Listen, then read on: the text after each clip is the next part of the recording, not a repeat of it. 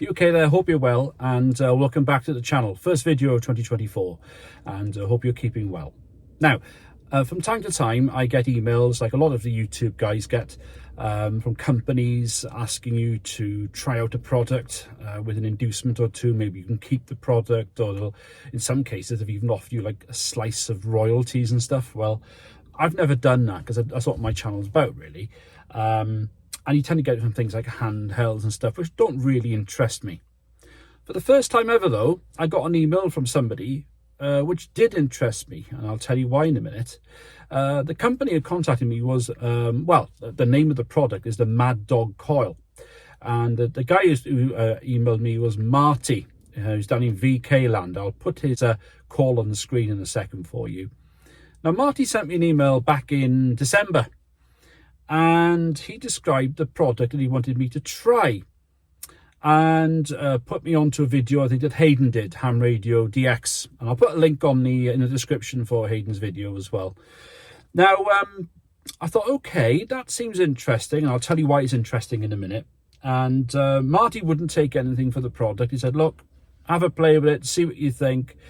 I said I'd put a true review up on YouTube. I might do some videos showing me using the product, because I'm going to use it. You see, the thing is, I'll do this sort of thing very rarely, only because the product itself is something I'm actually going to use, and it's something that'll add to what I've already been doing. And this is what this product does. So let me show you. I've got some information on here which Marty sent. Now, this is my version, the version of the Mad Dog Coil that I have got from Marty. It took about 7 days to get to me from VK, and that was in the lead up to Christmas, which is pretty impressive. You can see it's very similar to other coils I've been using, like the Slidewinder, for example. Now, this one is slightly different. Now, first of all, the version I've got is the 80/10 version, okay, which is quite a bit longer. And Marty also does a 40/10 version as well. Now, this particular one has, as you can see, has a lot of inductance available to it, and it operates in a very similar way. So at the top, you can put your whip. So I can put my 9-foot whip, in fact, any whip that has a 3/8 connector. And in fact, the difference with this one compared to other coils I've been using is that you can, I think you can specify what you have there as a connection, and Marty can send you a different type of adapters. You can have an M10 or a 3/8 thread adapter. I've got 3/8, okay, because that's the thread that I use for my antennas. So with that in mind, what you can do with this as well, you can take this off like I've just done, and you can put a spade connector and a nut there. And what you can then do is basically, if you want to, have it on the base of an antenna and run the wire up. So you can base load a 40-meter antenna that's maybe 6, 7, 8 meters long, or an 80-meter antenna. Maybe it could be base loaded going up a 12-meter pole. So actually, it gives you a few more different options as well. In terms of how you tune it, it's very similar to the Wolf River Coil and Slidewinder coil antennas. You've got the sleeve here. I think that's the right term for it. I probably got that wrong. But what we have here is a nut. So basically what you do, wing nut, you loosen it, and you adjust it up and down like you would with the, with the Slidewinder and the Wolf River Coil, okay? Pretty stable, and you can tighten it and she stays in place, okay? Now, here's what's different about it. As well as that removable bit there, which will allow me to use it as a base-loaded wire vertical, which really does interest me. The other thing is this. You also have built into it the option to do 2 different ways of mounting it, ostensibly. The way I do it is put it on a mag mount at the moment. So you've got here a jumper cable that plugs in here, a banana plug. It plugs into the sleeve, and then goes down to the bottom here, look, right? See that? Now that bypasses, here we are, this, which is a BNC socket, okay? And you can put like an SO239 adapter as well if you want. So effectively, you can either bypass that and run it off a magnetic mount or a mount you've got in your car, or you unplug it, and I think this is the right one, because I know you put it into the red socket here, and then you can mount it on a tripod, or you can put it onto a stake or something, like a ground rod, and then you connect your coax to here, okay? And then you can run radials off here. So you could basically run that maybe to a radial plate with lots of radials going out, or maybe connect maybe 5 or 6 wires into a banana plug and run them out. All right. You can mount it on a tripod. As I say, you can mount it on a ground spike, or put it on your car. All right. Now, I have to tell you, I'm pretty impressed. It's really made. I'm not just saying this. If I was unimpressed with the make of it, I wouldn't really say much about it, all right? But this is made to last. It's a real proper bit of engineering, this.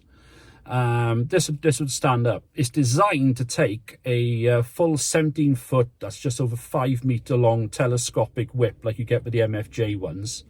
1979, it'll take that, no problem at all. So it'll load up 40 meters dead easy. In fact, I'll show you the SWR curve now on my car with a 9-foot whip, and with the sleeve about, I would say, just under halfway down, about here, around that sort of area. Got a nice SWR curve on 40 meters, and made some contacts. In fact, I will bring out a video showing you that in the next couple of days. In fact, there's some more other bands and 40 meters are played with as well. There's one other, should I say, unique selling point, USP, about this antenna, okay? Now, you know we've got one sleeve here. Hang on. Now, at an additional cost, you can purchase other sleeves. So I've actually got 4. I've got 3 other ones because I'm kind of greedy, really. So it's dead easy. All you do is you loosen this, you put it on, and what you then have, you can have 2 or 3, I don't know, maybe even 4 different sleeves. So you pre-tune them, right? You do the lowest band first, I believe. I'll double check that. I think you do the lowest band first. So that lowest sleeve will go down here somewhere. Then you do the next lowest bands. You might do 40, then 20, then 15. And then to actually adjust and go to a different band, rather than move the sleeves up and down and tune, you just unplug and put it onto the next lowest sleeve or upper sleeve, wherever you want to go to, all right? So effectively what you can have is 3, I'm not sure if we'll work with 4, but I'm going to give it a go, 3 different bands. So, for example, if you're working a contest, I would use my M1ECC military whip, the one where you screw the sections together. Take one section off, so it's about 7 foot long, which is about 2.1 meters, something like that. Have it off here on the car, and then I would probably have maybe 3 bands. So I'd have 40, 20, and 15, or maybe 20, 15, and 10. And literally to tune is literally, instead of moving this up and down, you just go boom into the next one, and off you go. You just change bands that way. That, for me, is the USP. That's the main USP for me, is that you can have 3, maybe even more, predetermined bands that you can use. And you can do it, of course, with the tripods. You could have maybe 40, 80, and 20. Worth playing with. Marty seems to think it'll work okay, and his instructions indicate that as well. That is something I'm really, really looking forward to trying and trying that out. So over the next week or 2, maybe a couple of weeks, 3 weeks maybe, I'm going to be trying this antenna out a few times. I'm going to be trying it out with the 9-foot whip on 40 meters, maybe some other bands. I'm really looking forward, when the weather gets better and there's more daylight, to going out and trying it on 40 meters as a base loaded vertical, and maybe even very early in the morning or very late at night going out and trying 80 meters. I've never worked the X on 80. Who knows, a loaded, say 12 meter tall vertical on 80 might do the trick, and this might do it for me, okay? So I am quite impressed with this. I have used it once already. Now this is quite a long one, okay? This is about 100 and, hang on, let me get my instructions for you. Now this has 107 turns of wire on it, okay? The 40 meter version is shorter. It's about a third shorter. There's 72 turns of wire. There we are. So there we go. All right. So you can buy a 40/10 version, which would be about a third shorter than this, and which I would imagine would work pretty well as well. You'd probably be down to here somewhere in the bottom third of it to get inductance to work 40 meters with, say, an 8 to a 9 foot whip on your car. So there we go. That's enough gassing about me. I thought I'd share what I've got here with you. I'll put a link to Marty's website so you can see for yourself. Now, price-wise, you can have a look. What's the exchange for pounds to Australian dollars? Is it about 2.5 to the pound? Something like that. Google it, have a look. In terms of the time it took to get here, it took a week, and I'm very impressed with that. So I just thought I'd share with you. Is it excitement? Yeah, I think it is a bit. It doesn't take much to excite me, but I'm quite happy, you know, with this. I'm really looking forward to giving it a go. I have tried it out already. It works, and I'm very happy with it. And I'll share that video with you probably in the next few days, okay? So there we are. That's the Mad Dog Coil. Before I put my eye out, I better put it down, and I better drive off home. So 7-3, thanks for watching. Happy New Year. We'll catch you again soon, hopefully, for another video. And take care. Bye-bye.